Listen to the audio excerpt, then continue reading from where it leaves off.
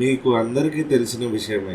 తిరుపతి లడ్డూలో అడల్ట్రేషన్ జరిగింది అని ఆరోపిస్తూ టీడీపీ పార్టీకి సంబంధించిన చంద్రబాబు నాయుడు గారు ఆరోపించడంతో ఈ విషయం గత కొన్ని రోజులుగా దేశం మొత్తం పెద్ద దుమారమే అయ్యింది. దీనిని సుప్రీంకోర్టు సీరియస్గా తీసుకుని ఇంత సెన్సిటివ్ టాపిక్ మీద ఇరు పొలిటికల్ పార్టీస్ పరస్పర మాటల దాడులు చేసుకుంటే దానిని అంగీకరించమని సుప్రీంకోర్టు వెల్లడించింది. అంతేకాకుండా సుప్రీంకోర్టు ఈ విషయంపై నిజానిజాలు తెలుసుకోనికి సిట్ అనగా స్పెషల్ ఇన్వెస్టిగేషన్ టీమ్ ని నియమించమని ఆర్డర్స్ పాస్ చేసింది. ఈ SIT team CBI director under లో పనిచేస్తుంది. ఈ సిట్ టీమ్ లో మొత్తం 5 సభ్యులు ఉంటారు. సిబిఐ నుంచి 2 ఆఫీసర్లు, ఆంధ్రప్రదేశ్ స్టేట్ పోలీస్ నుంచి 2 సీనియర్ ఆఫీసర్లను, food safety and standards authority of India నుంచి 1 సీనియర్ ఆఫీసర్ ని సిట్ లోకి తీసుకుంటారు. సిబిఐ నుంచి